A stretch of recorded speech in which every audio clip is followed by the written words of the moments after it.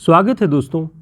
आज की इस वीडियो क्लास में हम भारतीय काव्यशास्त्र के अंतर्गत ध्वनि सिद्धांत के महत्वपूर्ण तथ्यों को पढ़ेंगे। यूजीसी नेट, असिस्टेंट प्रोफेसर और पीजीटी की परीक्षाओं में आपको विभिन्न काव्य सिद्धांतों को, काव्यशास्त्र के जो अलग अलग सिद्धांत हैं उनके बारे में जानना और पढ़ना होता है। तो ध्वनि सिद्धांत को वन लाइनर टेक्स्ट के रूप में आज हम इसको पढ़ते हैं, देखते हैं क्या महत्वपूर्ण बातें हैं। सबसे पहली बात आपको ध्यान रखना है, ध्वनि सिद्धांत के प्रवर्तक आचार्य कौन हैं? आनंदवर्धन। ये कश्मीर के विद्वान हैं और इनका जो समय है वो 9वीं शताब्दी का मध्य माना जाता है, यानी लगभग 850 के बाद या 850 से। आनंदवर्धन का प्रसिद्ध ग्रंथ कौन सा है? ध्वन्यालोक। ध्यान रखेंगे, ध्वन्यालोक के रचनाकार आनंदवर्धन हैं और उनके इस ग्रंथ में 4 उद्योत हैं। उद्योत से तात्पर्य अध्याय भी लगा सकते हैं, जो हम सर्ग, खंड, बहुत सारी चीज़ें जिन नाम से जानते हैं, लेकिन काव्यशास्त्र की भाषा में उद्योत कहेंगे। तो ध्वन्यालोक में 4 उद्योत हैं।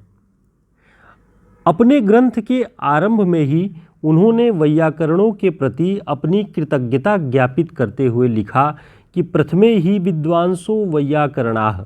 ये ध्यान रखेंगे कि ये आनंदवर्धन के ध्वन्यालोक में शुरुआत में ही वैयाकरणों के प्रति कृतज्ञता ज्ञापित करते हुए आनंदवर्धन जी ने लिखा हुआ है। आगे देखते हैं, वैयाकरण सार्वभौमिक शब्दों को स्फोट कहते हैं। स्फुटित जहाँ से होता है, अर्थ प्रकट जहाँ से होता है। जो सार्वभौमिक शब्द हैं, ऐसे शब्द नहीं जिनका स्थान, काल, समय, लिंग, वचन, इन सब के आधार पर अर्थ बदल जाता है।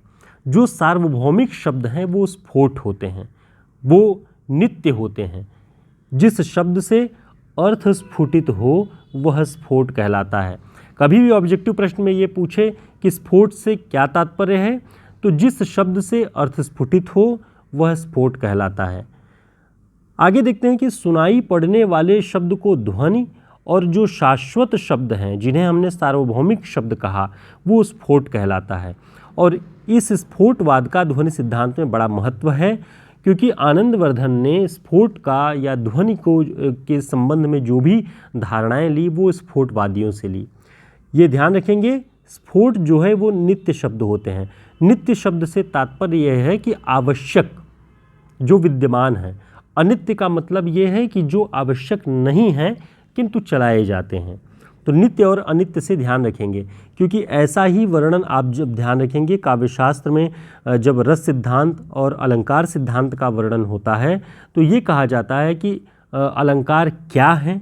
तो अलंकार को कोई नित्य धर्म मानता है यानी आवश्यक मानता है, और कोई अनित्य मानता है माने उसकी आवश्यकता नहीं है, वो केवल रूप और सौंदर्य में वृद्धि के हेतु होते हैं, कारण होते हैं।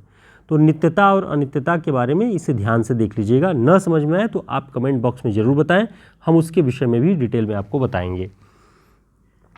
आगे देखते हैं, प्रश्न कभी भी बने कि आनंदवर्धन ने ध्वनि का ग्रहण कहाँ से किया हुआ है, तो ध्यान रखेंगे, हमने आपको बताया स्फोटवादियों से। स्फोटवाद वो है जो शब्दों को बहुत महत्व देता है, शब्दों की गंभीरता को स्थापित करता है, और जहाँ से विशिष्ट अर्थ प्रकट होने लगता है जिस शब्द से, वहाँ स्फोटवाद की गरिमा स्थापित हो जाती है। ध्वनि सिद्धांत के अंतर्गत वाच्यार्थ की अपेक्षा व्यंग्यार्थ को अधिक महत्व दिया जाता है, अर्थात वाच्यार्थ की अपेक्षा व्यंग्यार्थ प्रधान हो जाता है, जहाँ पर वही ध्वनि काव्य है। अब इससे तात्पर्य ये ध्यान रखिए कि जहाँ वाच्यार्थ का अर्थ है कि किसी अर्थ के विषय में कोई शब्द प्रयोग किया गया है, किसी वस्तु या पदार्थ के लिए कोई शब्द प्रयोग किया गया है, वो जो शब्द प्रयोग किया गया है वो बहुत अधिक महत्व नहीं रखता। उससे जो अर्थ प्रकट होता है, जो व्यंजना शब्द शक्ति के माध्यम से व्यंग्यार्थ प्रकट होता है, उसकी महत्ता है। पूरे ध्वनि सिद्धांत में आपको यही दिखेगा कि वाच्य शब्द जो लिखे गए हैं उनसे भिन्न जो व्यंग अर्थ दिखाई पड़ता है, प्रकट होता है, वही महान है, वही श्रेष्ठ है। ये ध्वनि सिद्धांत की स्थापना है।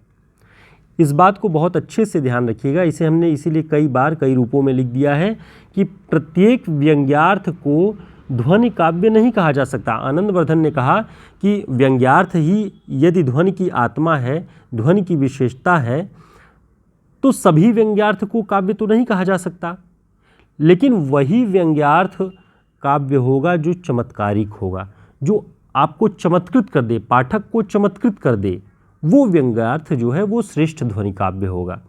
तो ऑब्जेक्टिव प्रश्नों में इस तरह से पूछा जा सकता है कि कौन सा काव्य उत्तम ध्वनि काव्य कहा जा सकता है, तो जिसमें व्यंग्यार्थ की प्रधानता हो और व्यंग्यार्थ भी कैसा हो, चमत्कारिक हो। इस सिद्धांत के अंतर्गत तीसरी शब्द शक्ति यानी व्यंजना पर आधारित ध्वनि को काव्य की आत्मा के पद पर विराजमान करके ध्वनि सिद्धांत की स्थापना की गई। यानी ध्वनि की आत्मा क्या हो, व्यंजना हो। आपको यहीं पर देव की पंक्ति, कविदेव की पंक्ति हिंदी में जो माने जाते हैं, उन्होंने लिखा कि अभिधा उत्तम काव्य है, मध्य लक्षणालीन, है ना। तो वहाँ पर व्यंजना को अधम माना गया है और अभिधा को उत्तम माना गया है, लेकिन आप ध्वनि सिद्धांत के अंतर्गत देखेंगे तो ये उल्टा है। ध्वनि सिद्धांत में व्यंजना को महत्ता प्रदान की गई है और अभिधा को अधम काव्य कहा गया है, जिसमें कोई व्यंग्य नहीं है, जिसमें कोई अन्य अर्थ नहीं है, प्रतीयमान अर्थ नहीं है, वो सीधा सीधा वाक्य काव्य हो ही नहीं सकता, ऐसा ध्वनिवादी मानते हैं। आगे आपको इसका वर्णन मिलेगा, हम आपको दिखाएंगे कहाँ पे ये लिखा है। आनंदवर्धन ने अन्य सभी काव्य तत्वों, रस को, अलंकार को, रीति को, गुण को, सभी को ध्वनि सिद्धांत के अंतर्गत समाहित कर लिया और लिखा कि ये सभी ध्वनि के उत्कर्ष में सहायक होते हैं। यानी ये सब अनित्य हैं, बहुत आवश्यक नहीं है, लेकिन ये जब आ जाते हैं तो उसके अर्थ को, उसकी प्रतीति को और बढ़ा देते हैं। एक महत्वपूर्ण बात ये ध्यान रखिएगा, प्रश्नों में पूछ लेता है कि आनंदवर्धन ने रीति को क्या माना है या क्या कहकर संबोधित किया है। तो आनंदवर्धन ने रीति को पद संघटना कहकर संबोधित किया हुआ है। ध्यान रखेंगे, ये बहुत महत्वपूर्ण है। इस तरह से ही कुछ कुछ चीज़ें अगर इन सिद्धांतों से पूछी जाती हैं तो पूछ लिया जाता है।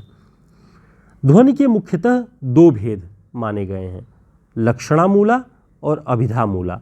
इन दोनों को ध्यान रखिएगा, ध्वनि के दो भेद। अब इसमें अभिधामूला जो है वो इसके जो भेद हैं वो प्रसिद्ध हैं। ध्वनि के दो भेद, इनका नाम ध्यान रखेंगे, उनमें भी अभिधामूला के अंतर्गत है रस ध्वनि, वस्तु ध्वनि और अलंकार ध्वनि। ये तीन भेद अभिधामूला के अंतर्गत ध्वनि के माने जाते हैं। इनमें से आनंदवर्धन ने रस ध्वनि को श्रेष्ठ माना है। ऑप्शन में अगर दे दिया जाए कि वस्तु ध्वनि, अलंकार ध्वनि, रस ध्वनि में आनंदवर्धन ने सर्वश्रेष्ठ किसे माना है, तो रस ध्वनि को माना है। दोस्तों, इस तरह के सभी नोट्स हमारे हिंदी साहित्य के शॉर्ट नोट्स में आपको मिल जाएंगे, जिसमें हिंदी साहित्य का इतिहास, काव्यशास्त्र, भाषा विज्ञान, रचनाकार विशेष और प्रैक्टिस सेट, वन लाइनर के साथ पूरे प्रैक्टिस सेट भी आपको लगभग हजारों प्रश्नों का संकलन है वो इसमें मिलेगा। कुल 205 प्रश्नों का ये नोट्स है। आप हमारे व्हाट्सएप नंबर पर संपर्क करके इसे ऑर्डर कर सकते हैं। यूजीसी नेट, टीजीटी, पीजीटी सभी परीक्षाओं के लिए बहुत उपयोगी है। आगे देखते हैं, आनंदवर्धन ने ध्वनि काव्य के 3 प्रकार बताए। आनंदवर्धन ने लिखा कि उत्तम काव्य कौन है, जो ध्वनि काव्य है, जिसमें व्यंग्यार्थ की प्रधानता हो, चमत्कारिक व्यंग्यार्थ हो, वो उत्तम काव्य है। मध्यम काव्य किसे कहा, गुणीभूत व्यंग्य काव्य। इसमें व्यंग्यार्थ वाच्यार्थ की अपेक्षा कम चमत्कारिक होता है। मध्यम काव्य का मतलब यह है गुणीभूत व्यंग्य काव्य। इसमें क्या होता है कि व्यंग्यार्थ उतना प्रभावशाली नहीं होता जितना लिखा हुआ शब्द प्रभावित करता है। तो व्यंग्यार्थ तो उसमें है, लेकिन उससे, उस व्यंग्यार्थ से ज़्यादा महत्व वाच्यार्थ का है, इसलिए ये मध्यम कोटि का है। अधम कोटि का कौन सा है, अधम कोटि का चित्र काव्य है। तो ऑप्शन में कभी भी पूछे कि आनंदवर्धन के अनुसार चित्र काव्य क्या है या किस श्रेणी में आता है, तो ये अधम काव्य की कोटि में आता है। इसमें व्यंग्यार्थ स्फुटित होता ही नहीं है, अस्फुट रहता है। यानी कोई व्यंग्यार्थ, सीधी सीधी बात है कि कलम लिखा है तो कलम ही होगा, पानी लिखा है तो पानी ही होगा। लेकिन व्यंग्यार्थ क्या है कि जब कलम लिखा है तो कलम आज उनकी जय बोल, कलम से तात्पर्य है साहस, लेखनी, कलम का संबंध लेखनी से है और लेखनी साहस पे निर्भर करती है, लेखनी सत्य पे निर्भर करती है। तो कलम कहते ही व्यंग्यार्थ कहाँ जा रहा है? सत्यनिष्ठता की ओर, साहस की ओर, निर्भीकता की ओर। तभी कवि ने लिखा कि कलम आज उनकी जय बोल। अगर आपको पता हो कि कलम आज उनकी जय बोल किसकी कविता की पंक्ति है तो कमेंट करके जरूर बताएं। ध्वनि विरोधी 3 वर्गों में है। ध्वनि सिद्धांत के विरोधी आचार्यों की बात हमने अपने पिछली वीडियो में की थी और त्रुटिवश हमने मम्मट को ध्वनि विरोधी आचार्य के रूप में परिगणित किया, बताया।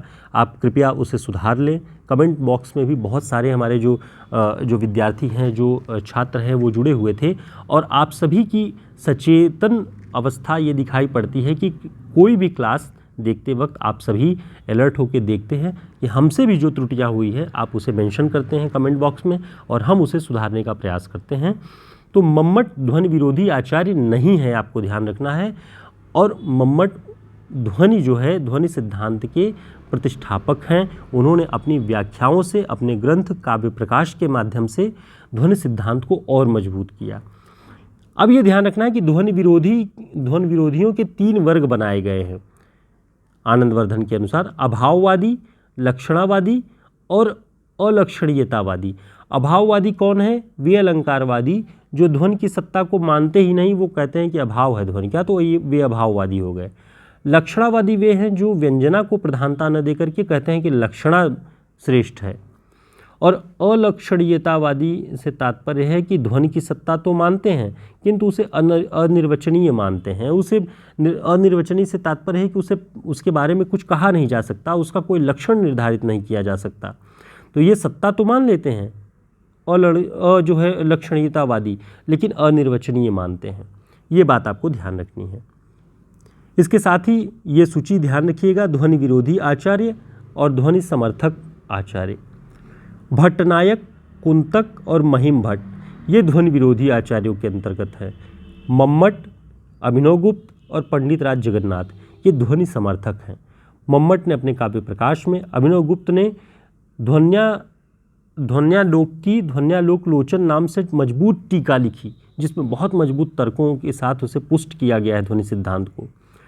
तो प्रश्न कई बार ये बना हुआ है कि आनंदवर्धन के ध्वन्यालोक पर लिखने वाले, टीका लिखने वाले कौन हैं? तो अभिनवगुप्त ने ध्वन्यालोक लोचन नाम से टीका लिखी।